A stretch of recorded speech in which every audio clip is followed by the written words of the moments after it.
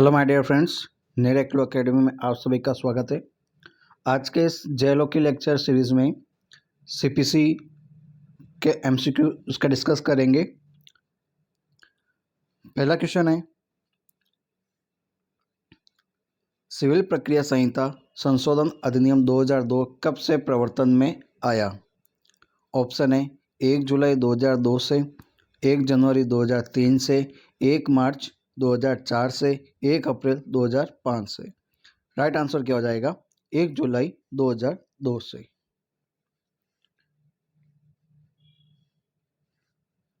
Next है, CPC 1908 कब से प्रवर्तन में है? ऑप्शन 1 जनवरी 1908 से, 1 जनवरी 1909 से, 1 जुलाई 1910 से, 1 जुलाई 1911 से। राइट आंसर क्या हो जाएगा? 1 जनवरी 1909 से, बी। सिविल प्रक्रिया संहिता किस सूची का विषय है? समवर्ती सूची का, संघ सूची का, राज्य सूची का या उपयुक्त सभी का? राइट आंसर क्या हो जाएगा? संघवर्ती सूची का, सी। सिविल प्रक्रिया संहिता में संशोधन कर सकते हैं संसद के द्वारा, राज्य विधानमंडल के द्वारा, ए या बी दोनों के द्वारा या हाई कोर्ट के द्वारा। राइट आंसर संसद भी कर सकती है और राज्य विधानमंडल भी कर सकता है। क्या हाई कोर्ट सिविल प्रक्रिया में संशोधन कर सकता है? तो हाँ, लेकिन केवल आदेश के अंतर्गत करेगा और उसका जो सेक्शन वाइज के अंदर है तो वो वहाँ पर क्या अपना राज्य विधानमंडल और वो करेगा, ठीक है, संसद करेगा। फिर है, सिविल प्रक्रिया संहिता का जो इफेक्ट है वो किस प्रकार का है? भूतलक्षी रखता है या भविष्यलक्षी रखता है या उपयोग दोनों रखता है? तो अपना जो सिविल प्रोसीजर कोड है उसका जो प्रभाव है वो भविष्यलक्षी है। ठीक है दोस्तों, बी। निम्नलिखित में से किस वाद में सुप्रीम कोर्ट ने सीपीसी संशोधन अधिनियम 1999 और 2002 की संवैधानिकता को मान्य ठहराया, वैलिड ठहराया है? तो वो केस था Salem advocate bar association Tamil Nadu versus Bharat संघ का वाद, ए। डिक्री की परिभाषा किस धारा में दी गई है?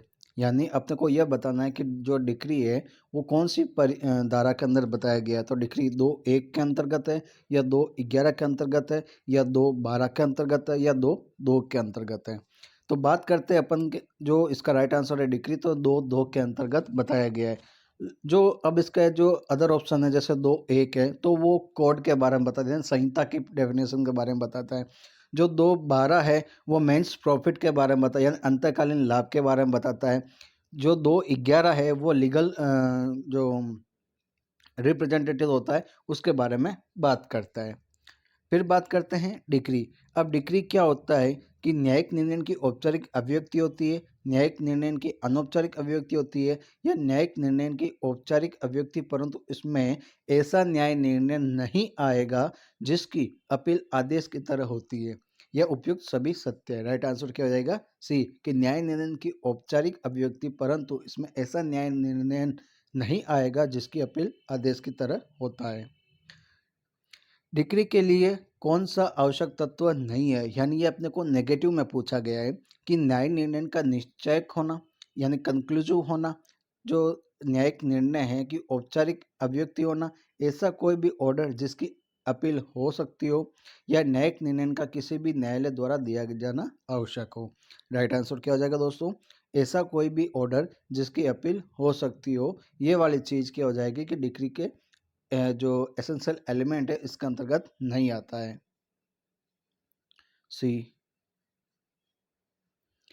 प्रारंभिक डिग्री यानी प्रीलिमिनरी डिग्री क्या होती है? कि ऐसी डिग्री या ऐसा न्याय निर्णय जो विवादास्पद विषयों में पक्षकार के जो राइट का विनिश्चय करती है, डिटरमाइन करती है, किंतु वाद का यानी जो अपन कहते हैं शूट का पूर्ण रूप से उसका क्या करता है, निपटारा नहीं करता, डिस्क्लोज नहीं करता है। तो वहाँ पे क्या हो जाएगा, वह निपटारा नहीं करता है ऐसा न्याय निर्णय जो विवादास्पद विषय में संबंध पक्षकार के अधिकार के विनिश्चय करता है तो इसको समाप्त कर देता है, क्लोज कर देता है। तो ये बात क्या आ जाएगा, इसका राइट आंसर क्या हो जाएगा, ऐसा कोई भी न्याय निर्णय जो विवादास्पद विषय में से पक्षकार का जो राइट का विनिश्चय तो करता है किंतु वाद का पूर्ण रूप से उसका निपटारा नहीं करता है। ए।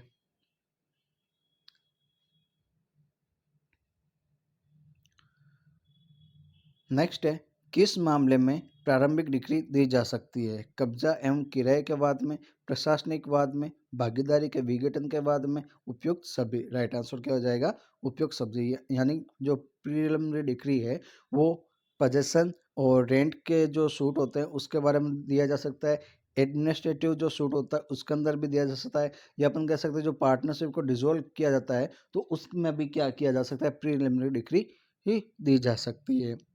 डिक्री कब अंतिम हो सकती है, यानी डिक्री कब फाइनल होगी, जब जबकि अपील का समय समाप्त हो गया हो, जब डिक्री हायर कोर्ट यानी सुप्रीम कोर्ट द्वारा दी गई हो, जब मामले का पूर्ण रूप से निपटारा कर दिया गया हो। तो राइट आंसर क्या हो जाएगा दोस्तों, कि उपयुक्त सभी परिस्थितियों में क्या किया जा सकता है, फाइनल डिक्री दी जा सकती है। अपील के समय समाप्त हो गया हो, या डिक्री का उच्चतम न्यायालय द्वारा दी गई हो, या मामले का पूर्ण रूप से निपटारा कर दिया हो, तो अपन क्या देंगे, डिक्री का फाइनल डिक्री दे देंगे। फिर बाद में नेक्स्ट क्वेश्चन, कि निम्न में से कौन डिक्री की परिभाषा में आता है, आर्टिकल 32 के तहत सुप्रीम कोर्ट के द्वारा दिया गया ऑर्डर, या एविडेंस या सर्टिफिकेट के अभाव में वाद को खारिज करने का निर्णय, या उत्तराधिकार के प्रमाण पत्र प्राप्त करने का ऑर्डर, या निष्पादन के कार्यों में पारित आदेश। राइट आंसर क्या आ जाएगा, कि साक्ष्य एवं प्रमाण के अभाव में वाद को क्या कर दिया जाए, खारिज करने का निर्णय इसके अंतर्गत आएगा। निम्नलिखित कथनों में से सही इंगित कीजिए, प्रारंभिक डिक्री अंतिम डिक्री पर आश्रित नहीं होती है, प्रारंभिक डिक्री अंतिम डिक्री पर आश्रित होती है, या अंतिम डिक्री सीधे पारित की जा सकती है, या प्रारंभिक डिक्री पारित करने के बाद ही पारित की जाएगी। उपयुक्त सभी में से कोई नहीं। राइट आंसर क्या हो जाएगा, सी, अंतिम डिक्री सीधे पारित की जा सकती है। फाइनल जो डिक्री होती है वो सीधे कह सकते हैं उसको दिया जा सकता है, लेकिन जो प्रीलिमिनरी डिक्री होगी वो पारित करने के बाद में ही पारित की जा सकती है। यानी समझ में आ गया दोस्तों, सी राइट आंसर हो जाएगा। निम्नलिखित में से किस मामले में यह अवधारित किया गया है कि ऑर्डर 9 रूल 11 के अंतर्गत किसी भी वाद पत्र को नामंजूर किए जाने वाले ऑर्डर के विरुद्ध अपील हो सकती है।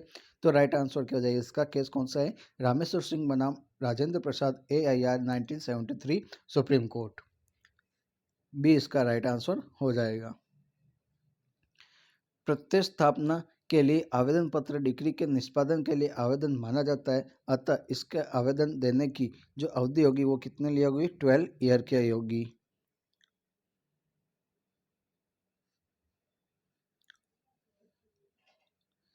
प्रारंभिक डिक्री की शुद्धता को अंतिम डिक्री के विरुद्ध अपील में विवादित नहीं किया जाएगा, ऐसा जो प्रोविजन बताया गया है वो कहाँ पर बताया गया है, ऑर्डर 7 रूल 11 ऑर्डर सेक्शन 2 के सब क्लॉज 2 के एक्सप्लेनेशन के अंदर, और सेक्शन 144 में, सेक्शन 97 में। राइट आंसर क्या हो जाएगा, सेक्शन 97 डी।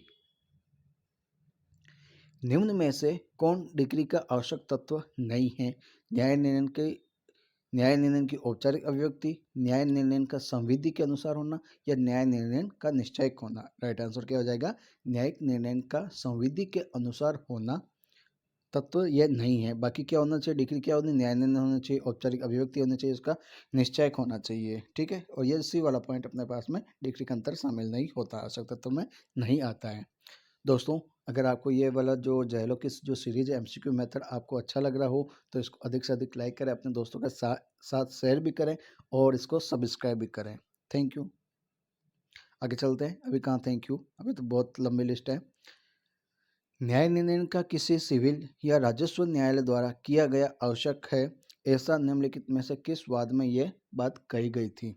तो यह बात Diwan brothers versus central bank of India के वाद में कही गई थी। क्या बात कही गई कि न्याय निर्णय का किसी भी सिविल या राजस्व न्यायालय द्वारा किया जाना आवश्यक होगा। निम्नलिखित में से कोर्ट बताना है कि कौन सा सही है कौन सा गलत है। अंतिम डिग्री न्यायालय द्वारा सीधे और प्रारंभिक डिग्री के बाद पारित की जा सकती है, राइट है। जब प्रारंभिक डिग्री पारित की जाती है और वहाँ अंतिम डिग्री प्रारंभिक डिग्री के निर्देशों के अनुसार पारित की जा सकती है, यह भी राइट है।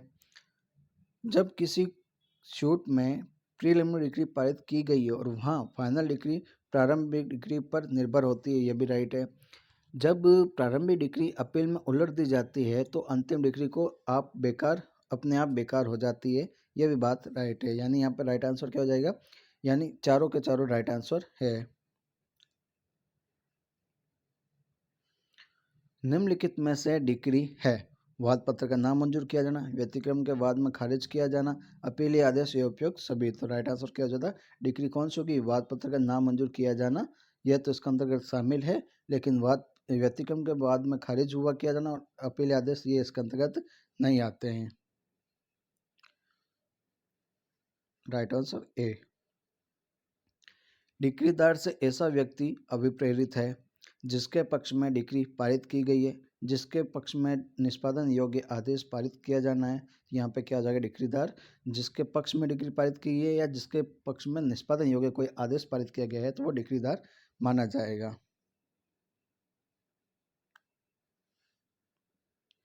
डिक्रीदार को किस धारा में परिभाषित किया गया है, तो सेक्शन 2 के क्लोज 3 में, सेक्शन 2 के क्लोज 11 में, सेक्शन 2 के क्लोज 6 में, सेक्शन 2 के क्लोज 12 में। राइट आंसर क्या जाएगा, 2 के क्लोज 3 में डिक्रीदार को परिभाषित किया गया है। जबकि अदर ऑप्शन के अंदर जैसे 2 के क्लोज 6 है तो उसके अंदर जो विदेशी निर्णय इसकी परिभाषा बताई गई है। 2 के क्लोज 11 में विधिक प्रतिनिधित्व या लीगल रिप्रेजेंटेटिव के बारे में बात किया गया है। इसका ऑर्डर कौन सा दोस्तों बताइए। और सेक्शन 2 के 12 मीन्स प्रॉफिट के बारे में बात की गई है, यानी अंतकालीन लाभ के बारे में बात बताता है। सेक्शन नेक्स्ट है, विदेशी न्यायालय को किस धारा में परिभाषित किया गया है, यानी अपन को बताना है कि अब विदेशी जो न्यायालय है वो सीपीसी के कौन से धारा के अंदर बताया गया। 2 के क्लोज 5 में, सेक्शन 2 के क्लोज 9 में, सेक्शन 2 के क्लोज 6 में, सेक्शन 2 के क्लोज 10 में। राइट आंसर क्या आ जाएगा दोस्तों, 2 के क्लोज 5 में।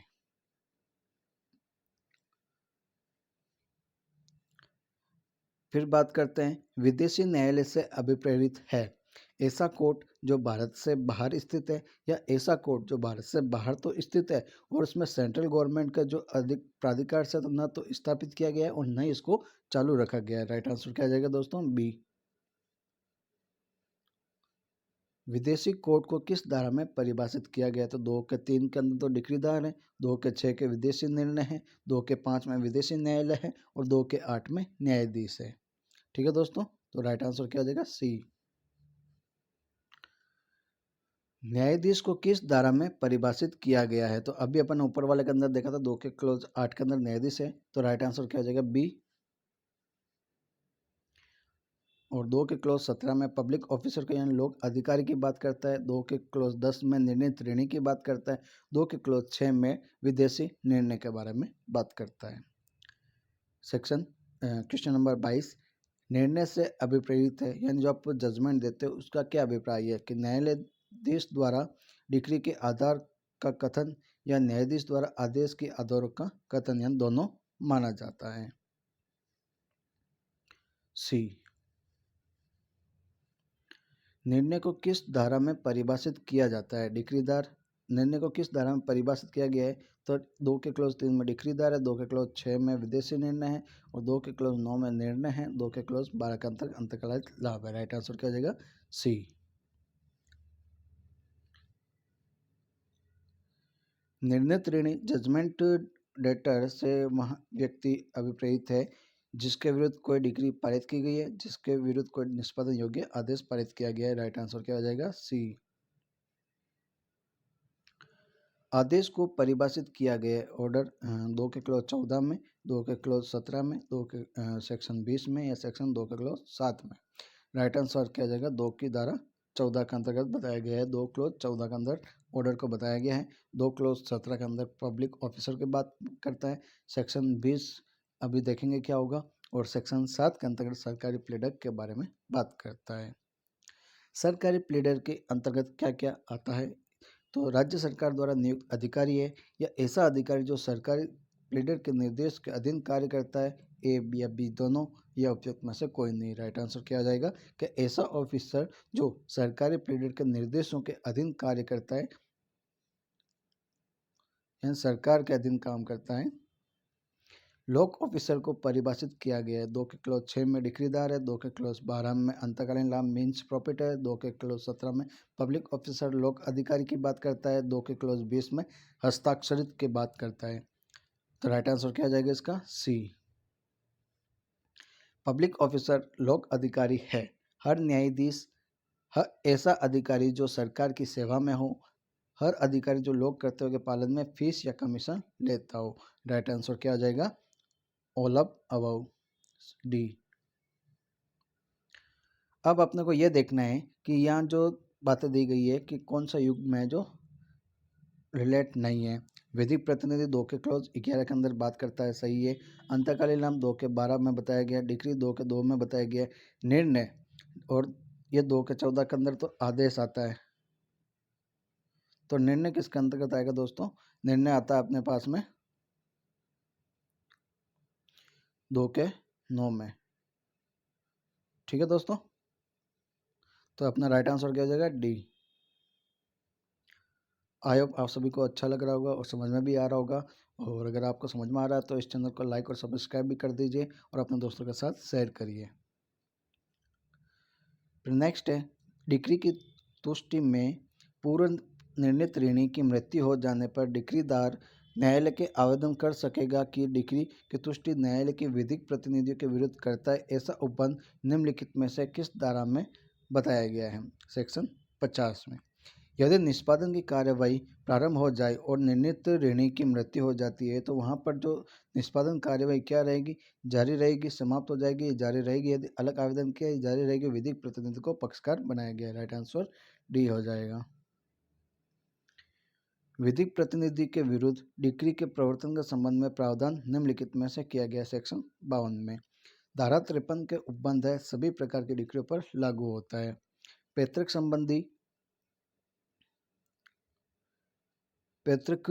संपत्ति के दायित्व संबंधी उपबंध निम्नलिखित में 53 के अंतर्गत। यदि मृत व्यक्ति के विधिक प्रतिनिधि के रूप में किसी भी पक्षकार के विरुद्ध कोई डिक्री पारित की जाती है और डिक्री धन के संदाय हेतु वहाँ डिक्री प्रवर्तन में संपत्ति की कुर्की और विक्रय के द्वारा किया जा सकता है।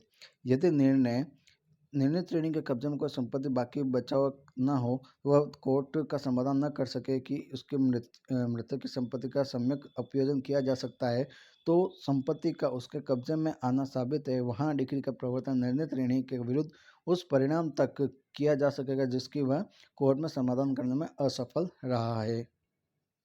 ए।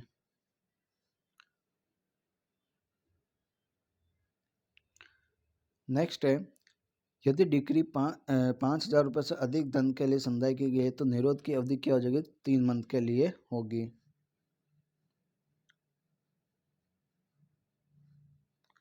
यदि डिक्री 2,000 रुपये से अधिक लेकिन 5,000 रुपये से अनधिक धन का संदाय के लिए है तो वहाँ पर निरोध का अवधि क्या हो जाएगी, 6 सप्ताह के लिए। डिक्री के निष्पादन में सिविल कारागार में व्यक्ति को निरुद्ध नहीं किया जा सकता है। तो जहाँ पर जो डिक्री है 2,000 रुपये से अधिक धन के समुदाय के लिए तो वहाँ पर उसको निरुद्ध नहीं किया जाएगा। डी। विधिक प्रतिनिधि के विरुद्ध डिक्री के निष्पादन में संबंध में कथन कौन सा सत्य है। विधिक प्रतिनिधि व्यक्तिगत रूप से उत्तरदायी नहीं होगा। विधिक प्रतिनिधि यदि निर्णित ऋणी के व्यक्तिगत धन के उपयोजन व्यय के साबित करने में असफल रहता तो डिक्री का निष्पादन व्यक्तिगत रूप से किया जा सकता है। राइट आंसर सी।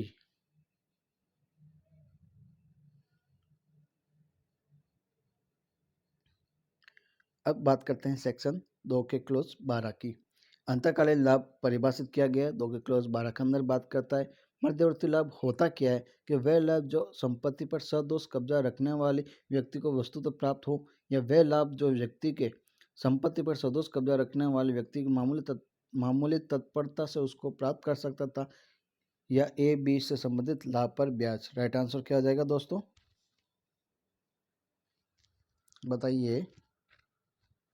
उपयुक्त सभी,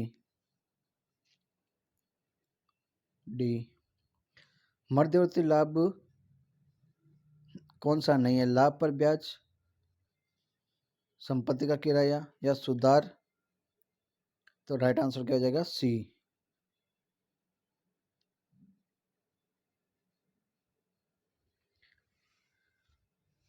समझ में आ रहा है दोस्तों?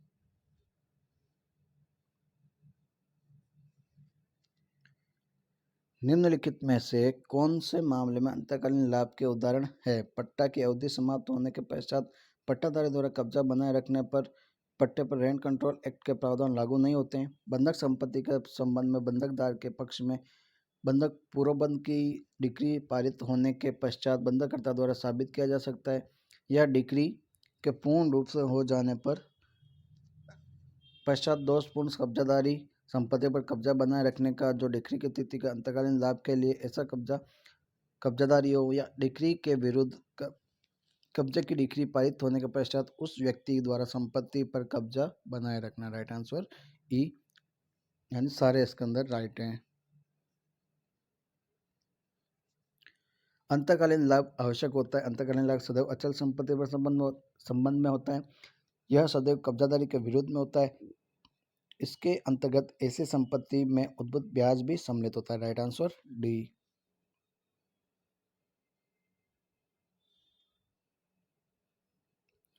अधिकारिता के अभाव में पारित जो डिक्री की जाती है, अपन नीचे से देखते हैं कि विशेष विधि पर कौन सी प्रक्रिया लागू होती है? सिविल प्रक्रिया संहिता, विशेष विधि में विहित प्रक्रिया, विशेष विधि प्रक्रिया के संबंध में भी मौन है।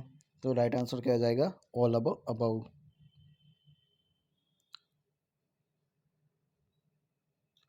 सिविल प्रक्रिया संहिता लागू हो सकती है केवल सिविल मामलों में, परिस्थिति में राजस्व मामलों में, या परिस्थिति में विशेष विधियों पर, या उपयोग सभी पर। राइट आंसर क्या हो जाएगा? ओनली सिविल मामलों में।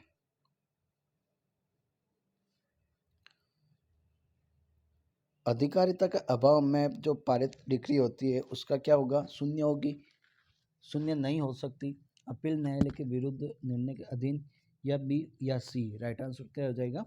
शून्य होती है।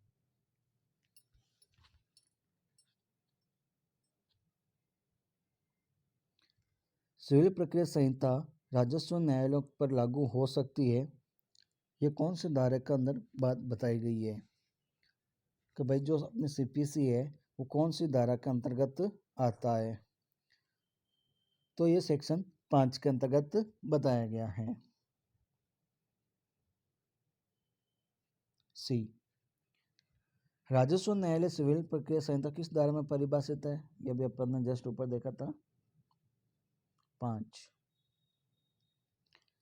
न्यायालय की धन संबंधी अधिकारिता के संबंध में कौन सी धारा है? सेक्शन 6। यदि हाई कोर्ट किसी मामले के जो रिकॉर्ड को अपनी पुनरीक्षण शक्ति के अंतर्गत अपने समक्ष मंगवाता है, तब इसके प्रभाव स्वरूप अधीनस्थ न्यायालय की कार्यवाही स्वयं स्थगित रहेगी।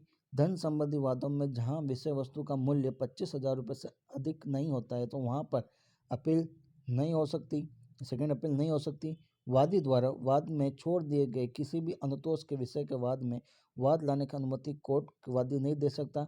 वादी वाद को किसी भी न्यायालय को अधिकारिता के भीतर लाने की दृष्टि से अपने दावे में किसी भी भाग का त्याग कर सकता है। तो यहाँ पे जो तीनों कथन है वो क्या हो जाएंगे? राइट हो जाएंगे, बाकी एक सही है।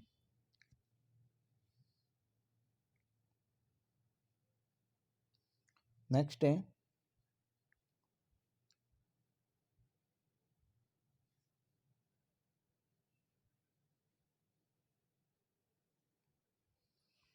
सिविल वादों के विचारण की अधिकारिता सिविल प्रक्रिया के किस भाग में वर्णित है? भाग 1 में, भाग 2 में, भाग 3 में, भाग 4 में। राइट आंसर क्या हो जाएगा दोस्तों? भाग 1 में। सिविल वादों के विचारण की अधिकारिता का प्रावधान किस धारा में बताया गया है? सेक्शन 9 में। धारा 9 किन मामलों का विचारण नहीं हो सकता है, इसके बारे में बात करता है कि किसी भी रोके गए मामले का उन मामलों का जो सीपीसी में उल्लिखित न हो या अभिव्यक्त या विवक्षित रूप से संज्ञान लेने से वर्जित मामले और इनमें से कोई नहीं। राइट आंसर क्या हो जाएगा दोस्तों? अभिव्यक्त रूप से या विवक्षित रूप से संज्ञान लेने से उसको वर्जित कर दिया गया तो ऐसे मामले इसके अंतर्गत नहीं आएंगे।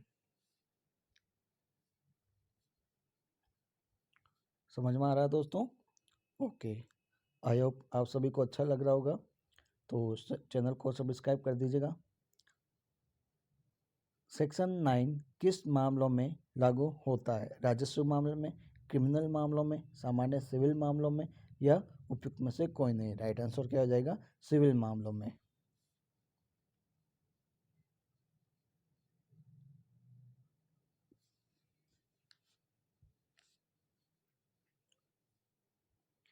नेक्स्ट है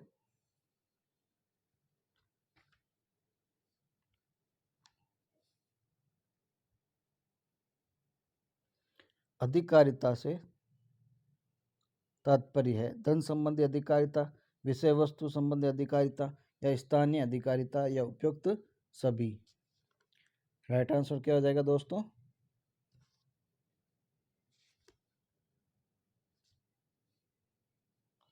उपयुक्त सभी, सी, सॉरी डी। नेक्स्ट है दुर्लभभाई बनाम वाद संबंधित है सेक्शन 7 से, सेक्शन 8 से, सेक्शन 5 से, सेक्शन 9 से। राइट आंसर सेक्शन 9 से।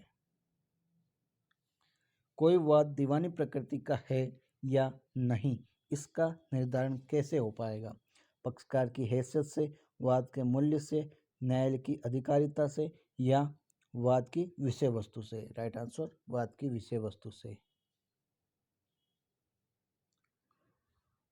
इनमें से कौन वाद दीवानी प्रकृति का है? जाति संबंधी, धर्म संबंधी या गरिमा संबंधी या उपयुक्त में से कोई नहीं।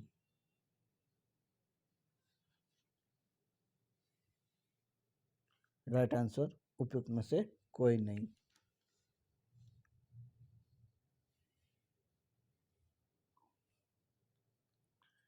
नेक्स्ट है दीवानी प्रकृति का वाद नहीं है पूजा का अधिकार, मत देने का अधिकार, क्षतिपूर्ति का अधिकार या धर्म संबंधी अधिकार। धर्म संबंधी अधिकार, डी।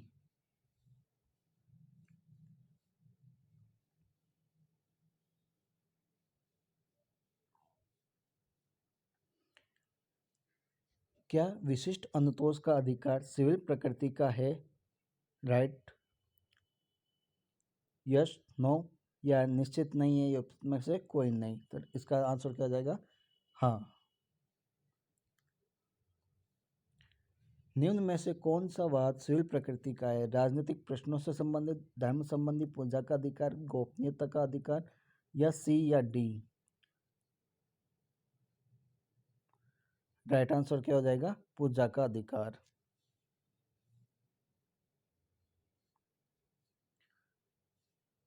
लोक नीति के विरुद्ध वाद किस प्रकृति का होता है? आपराधिक, सिविल, आपराधिक कल्प या इनमें से कोई नहीं। राइट आंसर डी, इनमें से कोई नहीं। श्री सिन्हा रामानुज बनाम श्री रंगा रामानुज का वाद आधारित है section 7, section 11, section 9, section 8। Right answer section 9। मुर्दा गाड़ने का जो अधिकार होता है क्या ये सिविल प्रकृति का होता है? और आंसर है नहीं, संदेहास्पद, हाँ, उपयुक्त में से कोई नहीं। राइट आंसर सी, हाँ। सिविल प्रकृति का वाद संपत्ति संबंधी वाद है, पद संबंधी वाद है, जाति से निष्कासन का वाद है। उपरोक्त में से ए और बी। सिविल प्रकृति का वाद किससे हो गया? संपत्ति से भी है और पद से भी है। राइट आंसर डी हो जाएगा।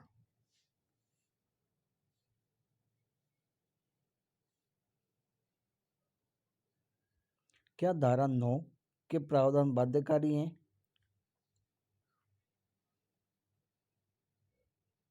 तो राइट आंसर क्या हो जाएगा? हाँ।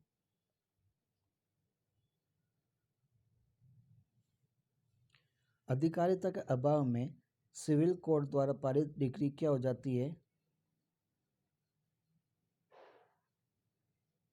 अकृत और शून्य, नल एंड वॉइड हो जाता है।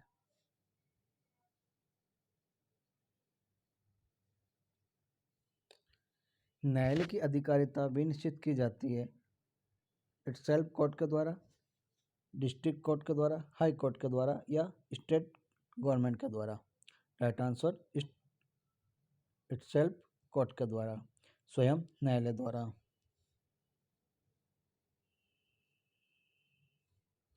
न्यायालय की अधिकारिता निश्चित करने के लिए देखा जाने वाला मामला होता है, क्या होता है कि भाई किस प्रकार से अपन अधिकारिता देखेंगे, तो वो मामले के सार के हिसाब से देखेंगे, मामले के प्रारूप के हिसाब से देखेंगे, मामले के सार के अनुसार देखेंगे।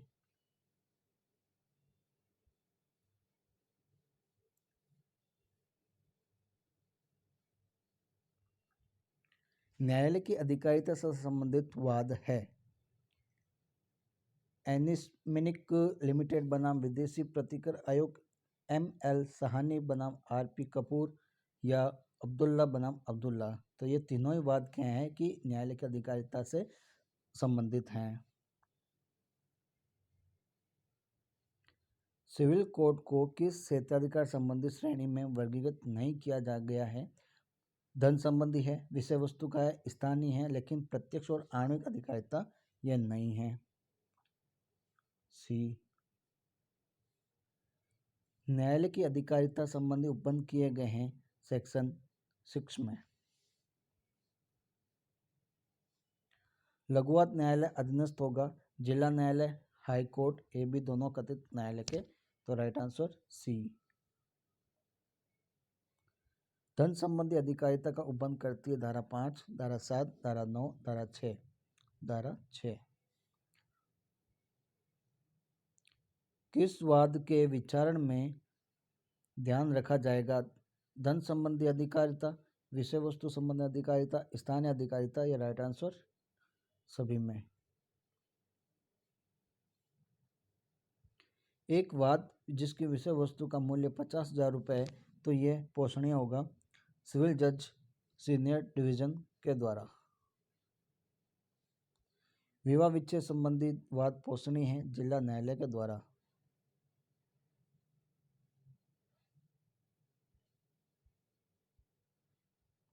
सिविल जज जूनियर डिवीजन को निम्न अधिकारिता प्राप्त नहीं है, विषय वस्तु संबंधी, धन संबंधी, स्थानीय अधिकारिता या अपीलीय। तो अपीलीय।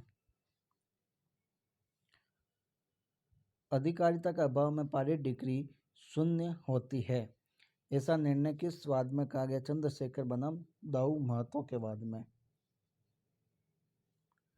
निम्नलिखित में से कौन सा दीवानी प्रकृति का वाद नहीं है? स्वैच्छिक भुगतान और चढ़ावे की वसूली के लिए वाद।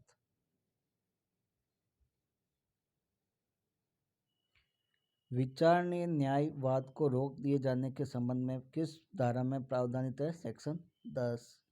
विचाराधीन न्याय का उद्देश्य दो समवर्ती कोर्ट द्वारा किसी भी वाद में परस्पर विरोधी निर्णय देने से रोकना, वादों की बहुलता को रोकना, प्रक्रिया को सरल करना। Right answer A. दो समवर्ती कोर्ट द्वारा किसी भी वाद में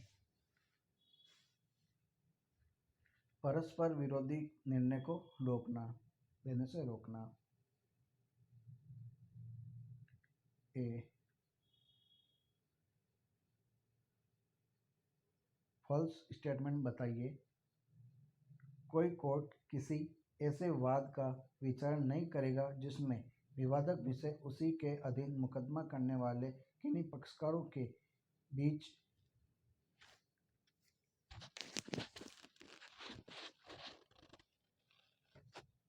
पूर्णतः संस्थित वाद में प्रत्यक्ष और सारतः विवाद्य है। ऐसा वाद उसी कोर्ट में या भारत के किसी अन्य ऐसे न्यायालय में जो दावा किया गया अनुतोष देने की अधिकारिता रखता है, इसके समक्ष लंबित है। भारत की सीमाओं से परे किसी ऐसे कोर्ट में जो केंद्र सरकार द्वारा स्थापित या चालू रखा गया है, ऐसी अधिकारिता रखता है, इसका समक्ष लंबित है। या विदेशी न्यायालय के समक्ष लंबित है, सुप्रीम कोर्ट के समक्ष लंबित है। राइट आंसर क्या आ जाएगा? सी।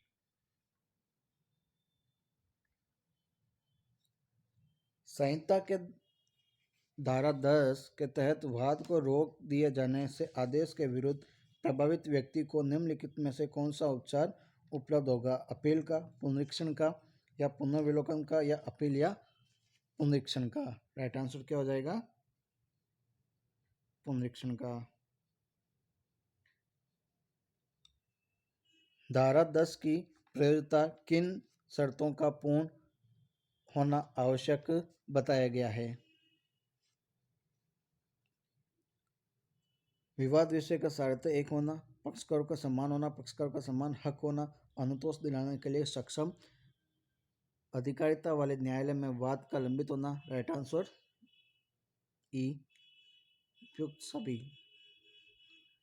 नेक्स्ट है, निम्न में से किस मामले में धारण किया गया है कि सेक्शन 10 सीपीसी के प्रावधान आज्ञापक है? मनोहर लाल बनाम सेठ हीरालाल के वाद में, असरफी लाल रामदेव बनाम गणेश राम जगन्नाथ के मामले में, राधेश्याम बनाम काशीनाथ के मामले में? राइट आंसर क्या हो जाएगा?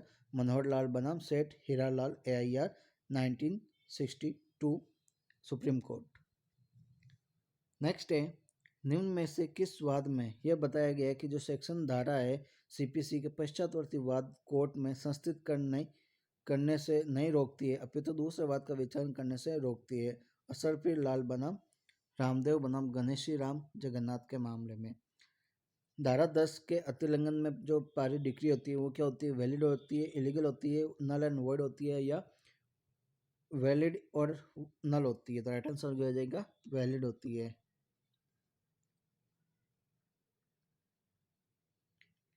नेक्स्ट है, न्यायालय पश्चातवर्ती वाद की सुनवाई स्थगित कर दे तो क्या होगा? पूर्ववर्ती वाद निर्णीत होने पर प्राण न्याय का जो प्रभाव है वो रहेगा। पूर्ववर्ती वाद उच्चतम न्यायालय में लंबित रहेगा। पूर्ववर्ती वाद भारत के किसी भी कोर्ट में लंबित है, या पूर्ववर्ती वाद भारत से बाहर केंद्र सरकार द्वारा जारी स्थापित न्यायालय में लंबित है? राइट आंसर ई, सभी हो जाएंगे। नेक्स्ट है, प्रांग न्याय के संबंध में, यानी अब अपने पास में आ गया है रेस जुडिकेटा वाला। तो प्रांगणाय के संबंध में निम्न में से कौन सा कथन गलत है? प्रांगणाय का सिद्धांत समेकित कार्यों पर लागू नहीं होता है।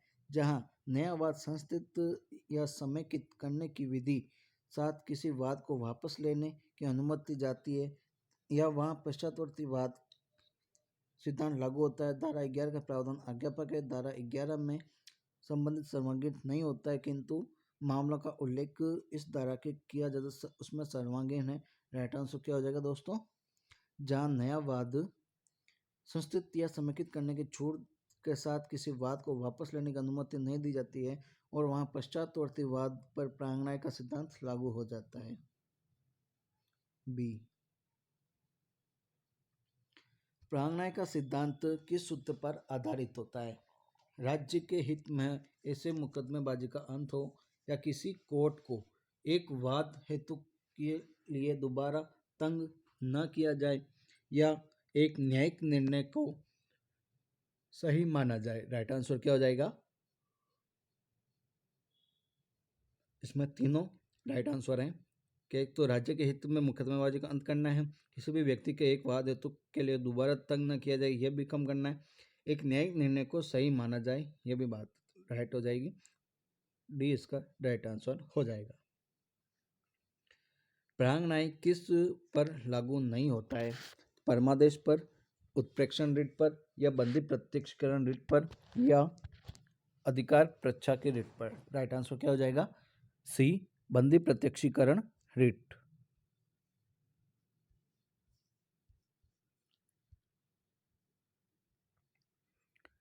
निम्न में से किस वाद में सुप्रीम कोर्ट ने प्रांगणाय की व्याख्या की है? सत्याचरण बनाम देवराजन, पिकार्ड बनाम सीयर्स, विजय नारायण बनाम उत्प्रेक्षण उत्तर प्रदेश, या कामता प्रसाद बनाम state of West Bengal? Right answer क्या हो जाएगा? सत्याचरण बनाम देवराजन के बाद में। ए, प्रांगणाय का सिद्धांत लागू होने के लिए आवश्यक शर्तें क्या क्या है बताइए। दो वाद होने चाहिए। जिस कोर्ट ने पूर्ववर्ती वाद में निर्णय दिया है उससे पश्चातवर्ती वाद पर अधिकारिता या दोनों वाद के पक्षकार वही होने चाहिए। दोनों वादों में विवाद वस्तु प्रत्यक्ष और सार्वत्रिक वही होने चाहिए। राइट आंसर ई।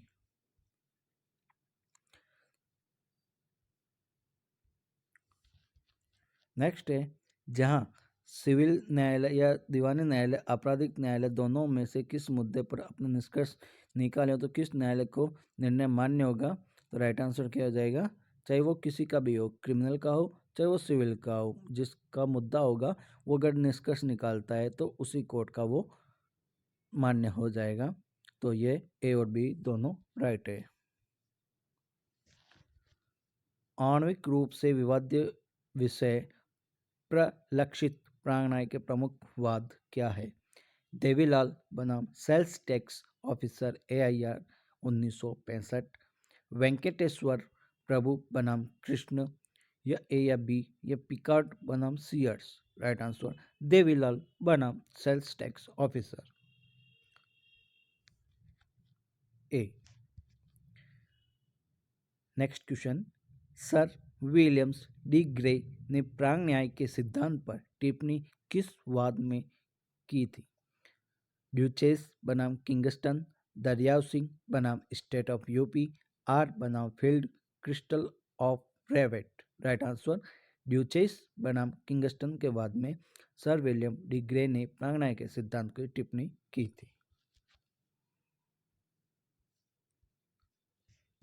दोस्तों, अगर आप इस चैनल पर नए हो तो इस चैनल को लाइक और सब्सक्राइब जरूर कर देना और अपने दोस्तों के साथ शेयर करना ना भूलें।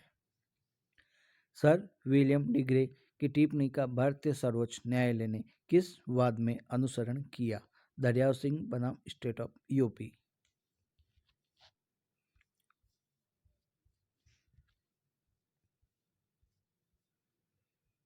अब अपने को सूची 1 और सूची 2 इनका क्या करना है, मिलान करना है। आइए चलते हैं मिलान करते हैं अपन कि भाई क्या चीज बताई गई है। सत्याचरण बनाम देवराजन का वाद सर्वोच्च न्यायालय की विवेचना के बारे में बताया गया है। ड्यूचेस बनाम किंगस्टन का जो वाद है सर विलियम डी ग्रे की टिप्पणी के वाद में बताया गया है।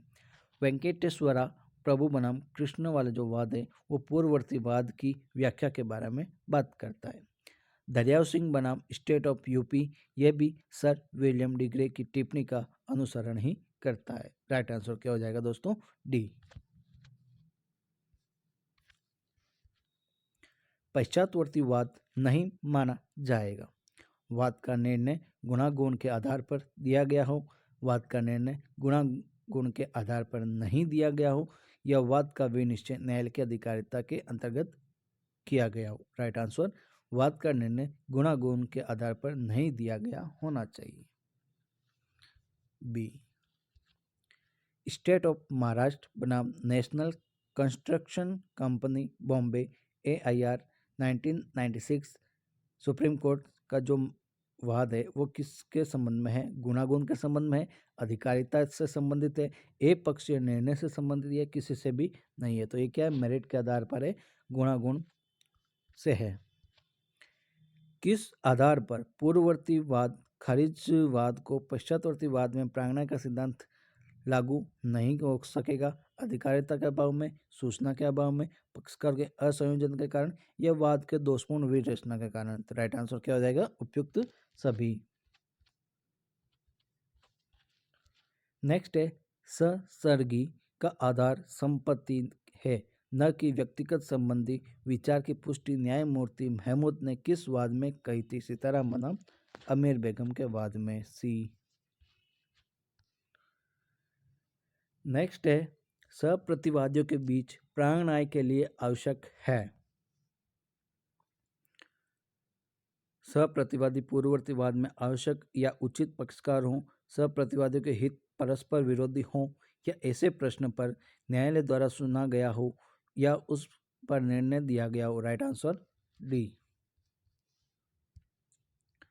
प्रांग न्याय का सिद्धांत लागू नहीं होता है वैक्स पर, अवैक्स पर, अवैक्स जिसका संरक्षण धोखा या उपेक्षा का दोषी हो, या सभी। राइट आंसर सी, अवैक्स जिसका संरक्षक धोखा या उपेक्षा से दोषी हो।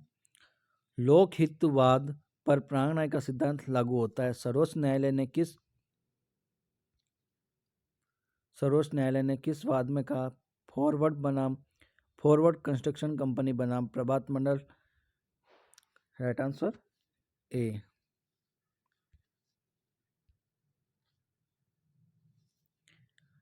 किस वाद में न्यायालय ने अवधारित किया कि दीवानी न्याय की तकनीकी अवधारणा प्रांग न्याय का औद्योगिक विवाद एवं निर्वाचन संबंधी क्षेत्र में लागू करना अनुपयुक्त होगा, पर प्रांग न्याय से मिलते जुलते सिद्धांत लागू किया जा सकता है? वर्कमैन हिंदुस्तान लीवर लिमिटेड बना मैनेजमेंट हिंदुस्तान लीवर लिमिटेड।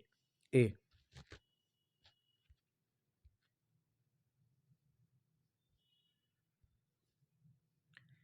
प्रांग न्याय किस पर लागू नहीं होता है? सहमति की डिग्री, अंतर्वर्ती डिग्री, लोकहितवाद या उपयुक्त सभी? राइट आंसर सहमति की डिग्री पर लागू नहीं होता है।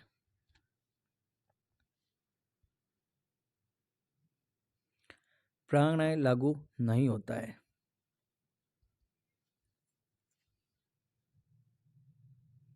औपचारिक प्रतिवादी के विरुद्ध।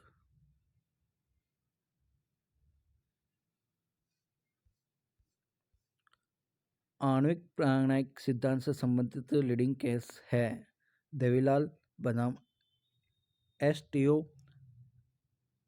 अमलगमेटेड कोलफील्ड्स बनाम लिमिटेड, जनपद सभा दरियाव बनाम उत्तर प्रदेश। ये तीनों ही क्या हो जाएंगे? आणविक प्रांग न्याय सिद्धांत से संबंधित है। उच्चतम न्यायालय ने सर्वप्रथम किस वाद में यह कहा कि भारतीय संविधान के अनुच्छेद 32 के अंतर्गत दाखिल रिट याचिका प्रांग न्याय लागू होता है? शर्मा बनाम कृष्ण सिन्हा के वाद में। पूर्व न्याय का वाद या पूर्व न्याय का सिद्धांत है वाद का निष्पादन कार्य दोनों पर लागू होता है। व्यवहार प्रक्रिया संहिता के निम्न में से किस प्रावधान में आणविक प्रांग न्याय बताया गया है? सेक्शन 11 के स्पष्टीकरण 4 में।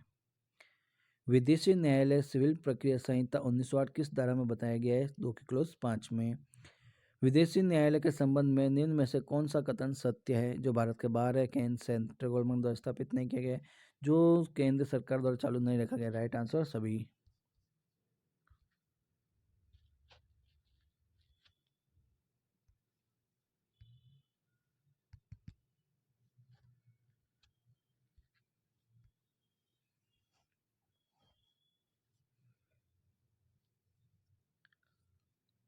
विदेशी न्यायालय के संबंध में निम्न में से कौन सा कथन सत्य है? यह अपन ने पढ़ लिया है। नेक्स्ट है, किसी वाद में जम्मू कश्मीर के किसी भी न्यायालय द्वारा दिया गया निर्णय विदेशी न्यायालय द्वारा दिया गया निर्णय होगा। तो अब ये वाली बात गलत हो गई है क्योंकि भारत में हो गया ये, तो ये क्वेश्चन अपन नहीं पढ़ेंगे। विदेशी निर्णय सिविल प्रक्रिया संहिता 1908 की किस धारा में परिभाषित है? 2 के क्लोज 6 में या 2 के क्लोज 5 में? दोस्तों बताइए।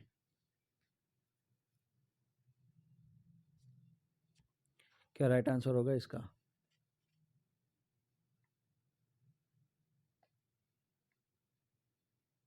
राइट आंसर 2 के क्लोज 6 में।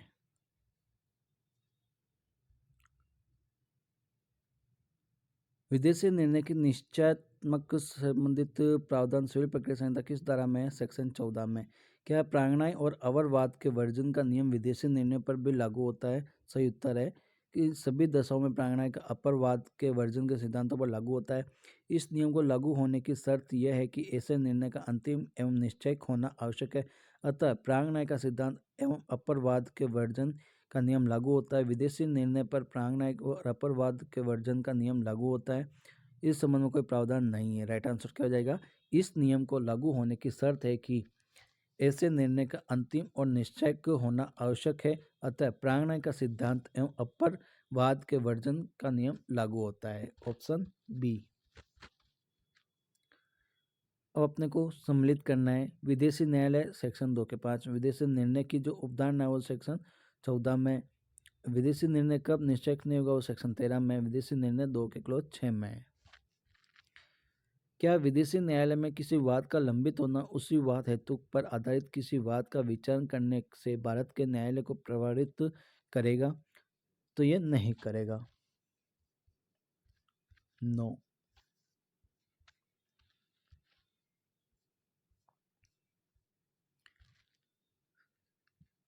एक विदेशी निर्णय ऐसे किसी भी विषय में जो प्रत्यक्ष हुआ है या उन्हीं पक्षकारों के बीच निर्णायक होता है जब मामले के गुण दोष के आधार पर दिया गया हो।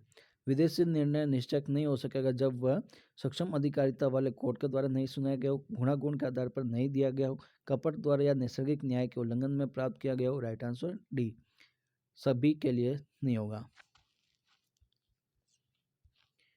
यदि किसी भारतीय न्यायालय में किसी विदेशी निर्णय की प्रमाणित प्रति पेश की जाती है तो कोर्ट ऐसे विदेशी निर्णय के सत्य होने की अवधारणा कर सकेगा या करेगा अवधारणा करेगा।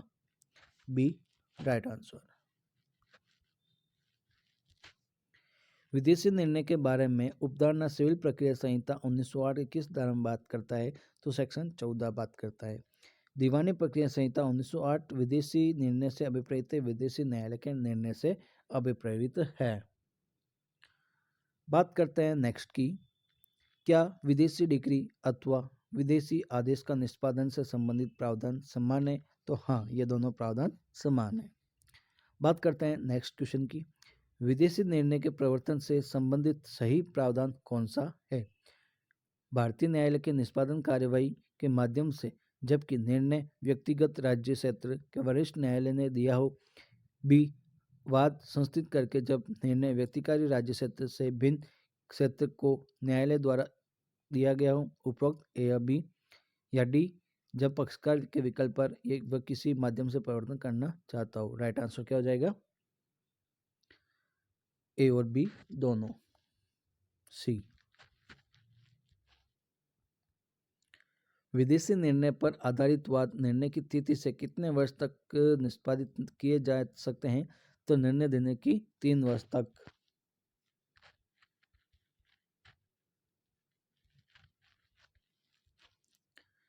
जिन स्थानों पर सीपीसी का विस्तार नहीं है तो वहां पर रेवेन्यू कोर्ट द्वारा पारित डिक्री का जो एग्जीक्यूशन से संबंधित प्रावधान निम्न में से कौन सी धारा में बताया गया? सेक्शन 44 में।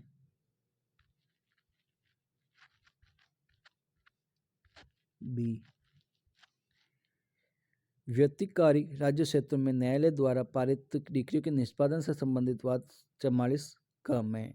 व्यक्तिकारी राज्य क्षेत्र से तात्पर्य ऐसे राज्य क्षेत्र से होगा जो भारत से बाहर का देश या राज्य क्षेत्र से है, या ऐसा क्षेत्र या देश जो सेंट्रल गवर्नमेंट के द्वारा जो नोटिफिकेशन के द्वारा जो अधिसूचना द्वारा व्यक्तिकारी राजपत्र में राज्य क्षेत्र में घोषित कर दिया। ए और बी दोनों। निम्न में से कौन सा विदेशी निर्णय से संबंधित नहीं है? वाद विदेशी निर्णय से संबंधित नहीं है। दरियाव बनाम उत्तर प्रदेश राज्य।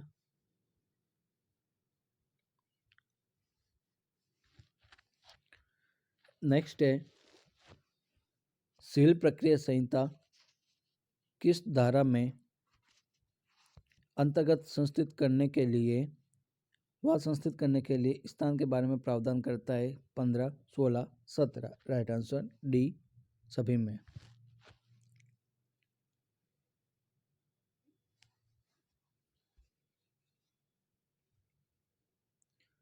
अचल संपत्ति से संबंधित वाद किस धारा में प्रावधानित है?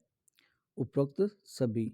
क कलकत्ते में एक व्यापारी है। ख दिल्ली में कारोबार करता है। बी कलकत्ते से अपने अभिकर्ता के द्वारा क से माल खरीदता है और ईस्ट इंडिया रेल कंपनी को उनका परिधान करने को क से प्रार्थना करता है। क तदनुसार माल का परिधान कलकत्ते में करता है। क माल की कंपनी के लिए बी के विरुद्ध वाद ला सकेगा। राइट आंसर कलकत्ते में और दिल्ली में दोनों में।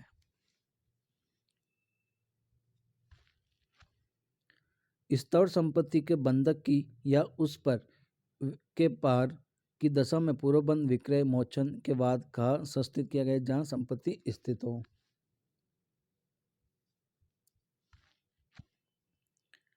निम्न में से कौन सा स्थावर संपत्ति से संबंधित वाद नहीं है?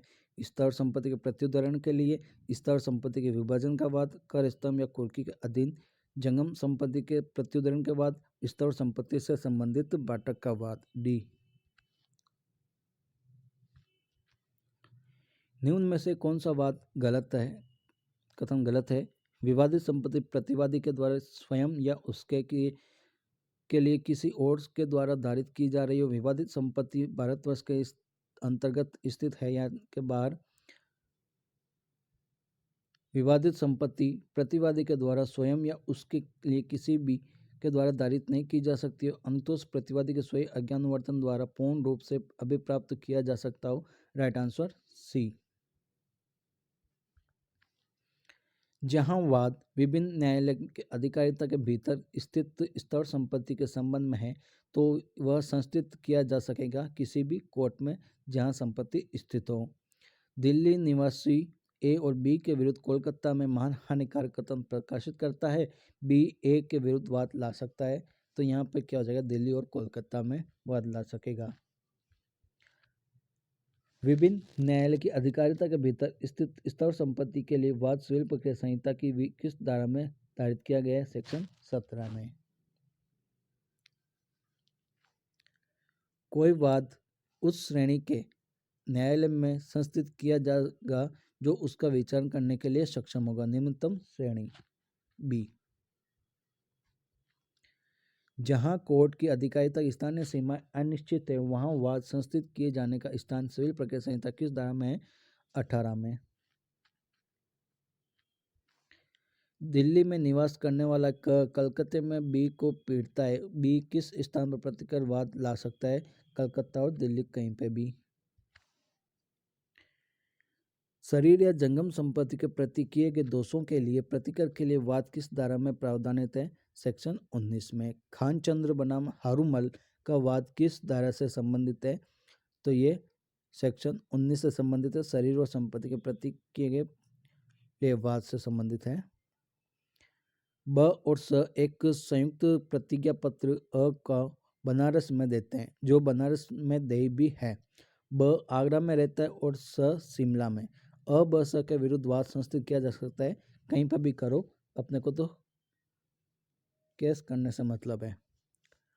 न्यायालय की धन संबंधी अधिकारिता के संबंध में उसकी सक्षमता के आधार पर आक्षेप किया गया है तो यथासंभव सर्वप्रथम कोर्ट में अवसर पर विवादक स्थिरीकरण के समय या उसके पूर्व ए या बी दोनों। राइट आंसर क्या हो जाएगा? ए या बी दोनों। सी। निम्न में से किस धारा में यह बात कही गई कि क्षेत्रीय अथवा आर्थिक क्षेत्राधिकार संबंधी आपत्तियां यथासंभव सर्वप्रथम अवसर पर उठाई जानी चाहिए? सेक्शन 21 में यह बात कही गई थी। किस धारा में वाद संस्थित करने से संबंधित प्रावधान बताए गए हैं? सेक्शन 26 में। सिविल कोर्ट की अधिकारिता के अपवर्जन के महत्वपूर्ण सिद्धांत किस निर्देशक वाद में प्रतिपादित किए गए थे? दुल्लाबाई बनाम मध्य प्रदेश। ए। निम्नलिखित में से कौन सा कथन सत्य है? विषय वस्तु संबंधी अधिकारिता के अभाव में पारे डिग्री शून्य हो जाती है। स्थानीय अधिकारिता के अभाव में पारे डिग्री शून्य होती है।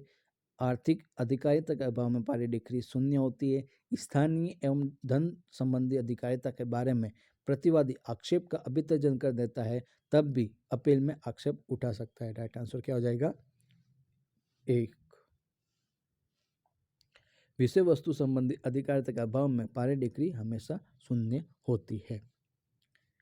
वाद पत्र एवं लिखित कथन के साथ उन दस्तावेजों को पेश किया जाना अपेक्षित है जिनका सहारा पक्षकार लेना चाहता है। ऐसे दस्तावेज को कब तक पेश किया जाना चाहिए? वाद पत्र एवं लिखित कथन के साथ ही सिविल कोर्ट या सीपीसी के 1908 के अंतर्गत वाद दायर करने के स्थान के बारे में कोई भी आपत्ति किसी भी अपील या पुनरीक्षण वाले कोर्ट द्वारा तब तक अनुज्ञात नहीं की जाएगी जब तक कि ऐसी आपत्ति प्रथम बार के न्यायालय में न लाई गई हो, यथासंभव सर्वप्रथम अवसर पर नहीं की गई हो, परिणाम स्वरूप न्याय की निष्फलता हुई हो। राइट आंसर तीनों हो जाएंगे।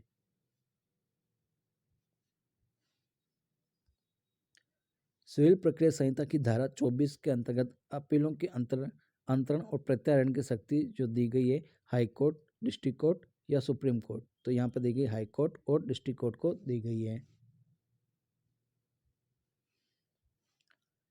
हाई कोर्ट और डिस्ट्रिक्ट कोर्ट वाद एवं अपील का अंतरण कर सकता है स्वप्रेरणा से या आवेदन पर।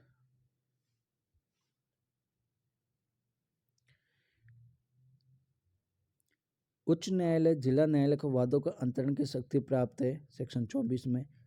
उच्चतम न्यायालय या अपील के अंतरण की शक्ति प्राप्त है सेक्शन 25 में।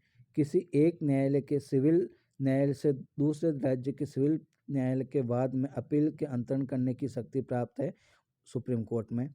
उच्चतम न्यायालय वाद के अंतरण करने का निर्देश दिया जा सकता है पक्षकारों के आवेदन पर। उच्चतम न्यायालय को समाधान हो जाता है कि वाद अपील अंतरण के लिए प्रस्तुत आवेदन तुच्छ या तंग करने वाला है तो आवेदन को कितना प्रतिक्रिया संदाय करने का आदेश होगा 2,000 रुपये से अधिक के लिए। और एक जिला न्यायालय से दूसरे जिला न्यायालय में वाद को अंतरित करने के लिए आवेदन किया जा सकता है तो कहाँ पे होगा? हाई कोर्ट में। एक जिले में अधीनस्थ न्यायालय से दूसरे अधीनस्थ न्यायालय में वाद या अपील या कार्रवाई के अंतरण करने का आवेदन किया जा सकता है जिला न्यायालय में। सिविल प्रक्रिया संहिता की धारा 24 के अंतर्गत अंतरण किया जा सकता है उपयुक्त सभी वाद अपील और अन्य विधिक कार्यों पर। विदेशी समनों की तामील संबंधी उपबंध किस धारा में बताया गया है? सेक्शन 29 में। निम्नलिखित में से कौन सा नियम सिविल प्रक्रिया संहिता 2002 के प्रतिस्थापित किया जा सकता है? सेक्शन 5 रूल 9 में। न्यायालय निम्नलिखित में से किस उद्देश्य के लिए समन जारी कर सकता है? विवादों के स्थिरीकरण के लिए, वाद के अंतिम निपटारे हेतु, साक्ष्य सूची अंतिम के लिए। तो साक्ष्य सूची अंतिम करने के लिए। राइट आंसर क्या हो जाएगा? ए और बी दोनों। हर समन के साथ वाद पत्र की एक कॉपी भेजी जाएगी। यह कहाँ बताया गया है? ऑर्डर 5 रूल 2 में। ऑर्डर 5 रूल 9 के 1 में प्रयोजन के लिए निम्न में से कौन सा कोरियर एजेंसियों की एक क्रम सूची तैयार करेगा? तो हाई कोर्ट और जिला न्यायाधीश करेगा। न्यायालय डिक्री न्यायालय किसी ऐसे व्यक्ति को जिसके नाम धारा 30 के अधीन सम्मन निकाला गया है और हाजिर होने के लिए उसको विवश करने का प्रयोजन से है तो वो क्या कर सकता है? उसकी गिरफ्तारी के लिए वारंट निकाल सकेगा, संपत्ति को कुर्क और विक्रय कर सकेगा, 5,000 रुपये से अधिक जुर्माना उस पर अधिरोपित कर सकेगा। ये सारी सब अधिरोपित कर सकेगा तो सारी अधिरोपित कर सकेगा। ऑर्डर 5 रूल 1 के अंतर्गत समन की तामील से कितने दिन के भीतर लिखित कथन पेश करने के लिए समन निकाला जा सकता है? तो राइट आंसर क्या हो जाएगा दोस्तों? बताइए। 30 दिन होगा।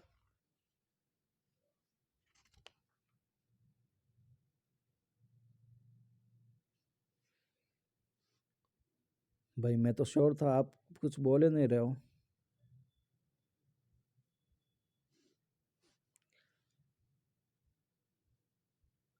प्रतिवादियों को समन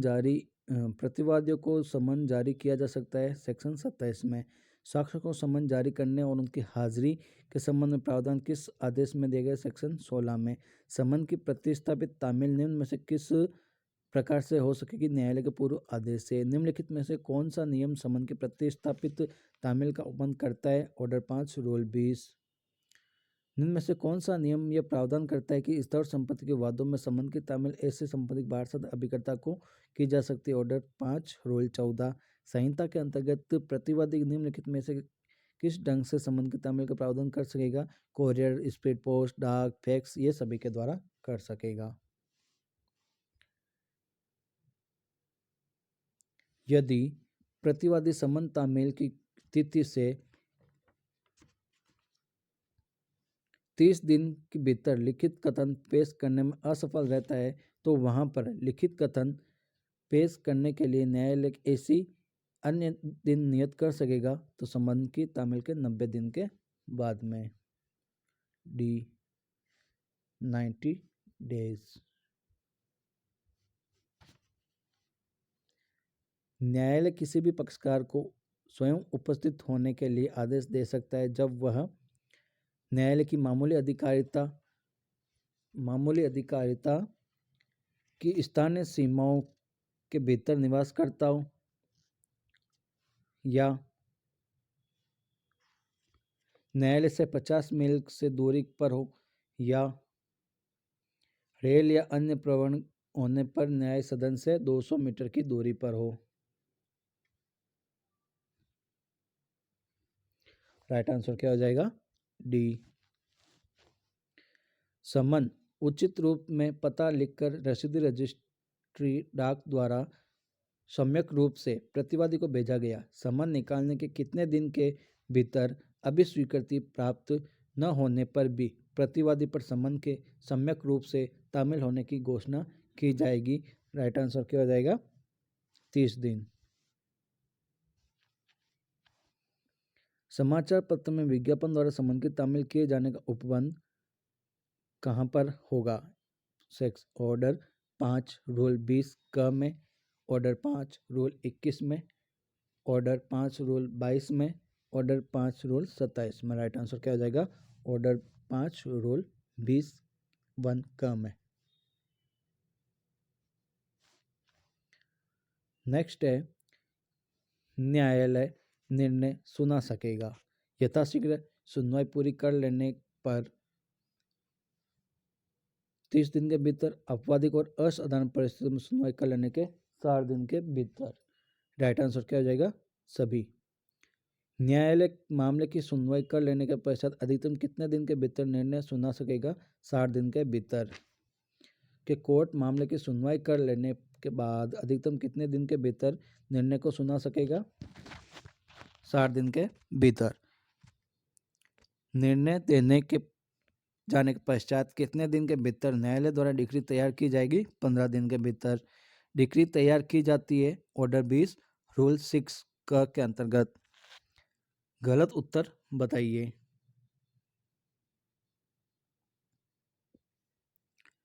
निर्णय सुनवाई हो जाने पर सुनाया जाएगा। राइट है। निर्णय सुनाए जाने की सूचना पक्षकार को दी जाती है। यह भी राइट है। न्यायाधीश पूर्व अधिकारी के निर्णय को सुना सकेगा। जो पूर्व अधिकारी के निर्णय वो भी सुना सकता है। राइट है। निर्णय का सुनाया जाना विवेक की है, ये गलत है।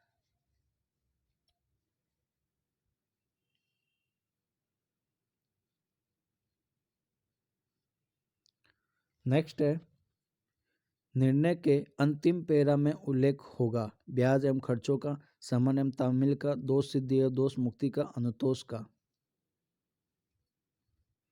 ब्याज और खर्चों का। डिक्री की अंतर्वस्तु नहीं है। पक्षकारों द्वारा प्रार्थित अनुतोष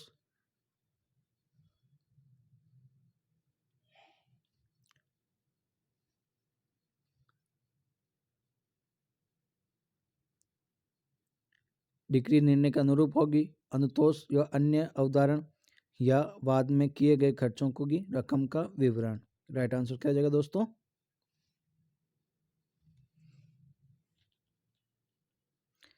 डिक्री निर्णय के अनुरूप होनी चाहिए। निर्णय के परिवर्तन के संबंध में सटीक उत्तर बताइए। संशोधन को हो सकता हो, संशोधन नहीं हो सकता हो, संशोधन द्वारा सेक्शन 152, 114 के अधीन हो सकता है, या इनमें से कोई नहीं। राइट आंसर क्या हो जाएगा दोस्तों?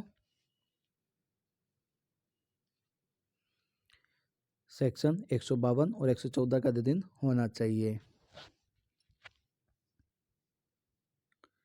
निम्नलिखित में से किस विशिष्ट मामले में डिक्री पारित नहीं की जा सकती? राइट आंसर अचल संपत्ति के प्रतिधरण के बाद में, चल संपत्ति के परिधान के बाद में, हक सफा के दावे के बाद में, या मध्यवर्ती लाभों के बाद में। मध्यवर्ती लाभों के बाद में। डी। निम्नलिखित में से कौन व्यक्ति प्रशासन संबंधी वाद नहीं चला सकता? मृतक का कोई जन्मदाता, कोई लेजिटी, या कोई रिश्तेदार। तो राइट आंसर क्या हो जाएगा? मृतक का कोई जन्मदाता। ए। डिक्री की अंतर्वस्तु दी गई है order 20 rule 6, order 20 rule 7, order 20 rule 8, order 20 rule 9। Right answer क्या हो जाएगा? Order 20 rule 6।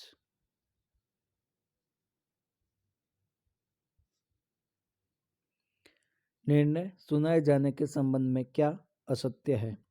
भाई अपन निर्णय सुना रहे हैं तो उसके संबंध में कौन सी बात ऐसी गलत है जो इन चारों में बताई गई है?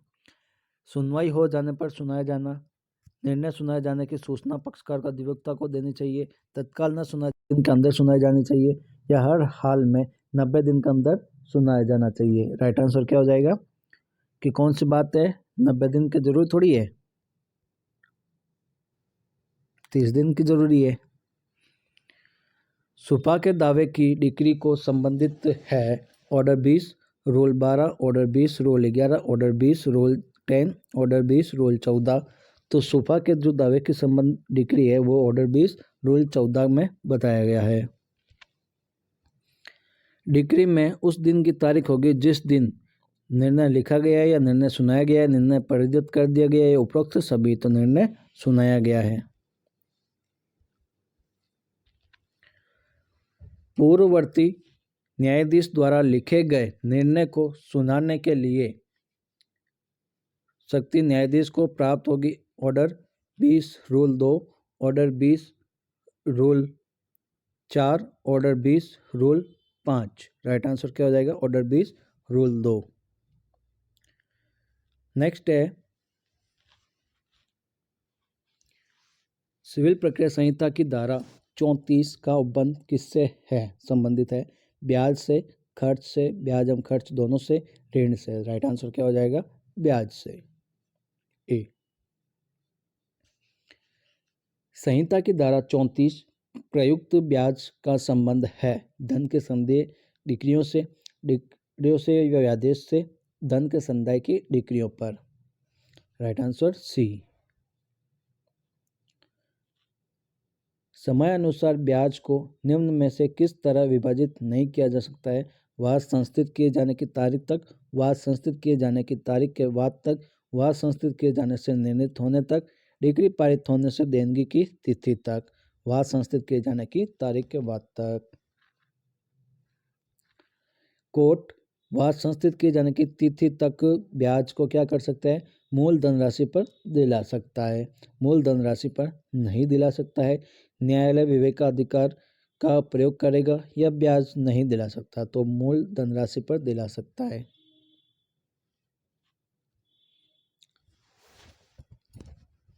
न्यायालय उचित ब्याज कब नहीं दिला सकेगा? यह अधिनियम के विरुद्ध, दंडात्मक, लोकनीति के विरुद्ध, हित के विरुद्ध। तो हित के विरुद्ध कभी भी नहीं दिला सकता। न्यायालय सामान्यतः ब्याज दिला सकेगा 6%। खर्चे से तात्पर्य होगा कि जो किसी पक्षकार द्वारा वस्तुतः वाद में खर्च की गई हो, जो किसी पक्षकार द्वारा निर्णय प्राप्त करने में खर्च की गई हो, जो किसी पक्षकार द्वारा वाद दाखिल करने में खर्च की गई हो, जो किसी पक्षकार द्वारा पुनर्विलोकन हेतु खर्च की गई हो। तो खर्चे से तात्पर्य क्या हो जाएगा कि जो किसी पार्टी के द्वारा वस्तुतः वाद में खर्च किया गया हो तो वही खर्चा लिया जाएगा या दिया जाएगा। खर्चों के लिए पुनरीक्षण नहीं बल्कि पुनर्विलोकन हो सकेगा, यह बात शाश्वत सत्य है। किन धारा में खर्चे का प्रावधान किया गया है? सेक्शन 35 में। यानी खर्चा तो बताए 35 में, देखो खर्चे का प्रावधान 35 में और ब्याज के बारे में 34 में है। 35 क के अंतर्गत प्रतिकारात्मक कार्यवाही का प्रयोज्य केवल वाद एवं अन्य कार्यवाही में निष्पादन कार्य भी शामिल होगी। 35 बी में क्या हो जाएगा? प्रतिकारात्मक व्ययों का और ब्याज व्ययों का और विलंबित खर्चों का प्रावधान बताया गया है। जब वाद के पक्षकार हिंदू हो या ब्याज जुर्माना अधिक नहीं होगा तो क्या हो जाएगा दोस्तों? हिंदू हो तो ब्याज मूलधन से अधिक नहीं होगा, ये दाम दुप्पट का नियम है, ये अब नहीं चलता है। न्यायालय निम्नलिखित में से किस दशा में प्रतिकारात्मक खर्चे का आदेश पारित नहीं कर सकेगा? तो कब? मिथ्यातंक होने पर दावे। ऐसा मिथ्यातंक करने वाले दावे का पक्षकार को ज्ञान रहा हो, ऐसे प्रतिदावे को अस्वीकार या वापस छोड़ दिया गए हो, या विलंबित करने वाले दावे का। तो राइट आंसर क्या हो जाएगा? विलंबित करने वाले दावों का। यदि कोई व्यक्ति पक्षकार नहीं है, ठीक है, क्या उसके विरुद्ध भी वाद खर्च का आदेश पारित किया जा सकता है? नहीं। अगर कोई पार्टी पक्षकार नहीं है तो उसके विरुद्ध कैसे वाद खर्च आदेश पारित होगा? नहीं होगा ना। ठीक है। प्रतीकात्मक खर्च किसे देना होता है? वादी और प्रतिवादी दोनों को, या मामले के अनुसार दिया जा सकता है? डी। जहां ब्याज दर के संबंध में वाणिज्यिक समव्यवहार अनुबंध नहीं है तो वहां ब्याज की दर क्या हो जाएगी? राष्ट्रीयकृत बैंक की दर से अनुसार होगा। डी। खर्चे में शामिल नहीं है वकील की फीस, अभिवचनों में टाइप करने का खर्च, न्यायालय आने जाने का किराया, न्यायालय के निर्णय के प्रति प्राप्त करने में या कॉपी प्राप्त करने में जो खर्च लगता है वो। तो यहाँ पे आने जाने का जो खर्च है कोर्ट में तो वो नहीं शामिल होगा, बाकी सारे हो जाएंगे। अभिव्यक्ति प्रत्येक पक्षकार अपने निजी खर्च का वहन करेगा विवक्षित है। बताइए दोस्तों। दोनों पक्षकार के एक दूसरे का खर्च पाने का अधिकार, दोनों पक्षकार के खर्च से वंचित नहीं किया जाएगा, दोनों पक्षकारों के खर्च से वंचित किया जाएगा, दोनों पक्षकारों के एक दूसरे के खर्च पाने का अधिकार नहीं है। तो दोनों एक दूसरे के अधिकार नहीं है। मिथ्या या तंग करने वाले दावे के प्रतिरक्षाओं के लिए प्रतीकात्मक खर्च का संदाय करने का आदेश दिया जा सकेगा। क्या हो जाएगा? 3000 से अधिक रुपए तक के लिए।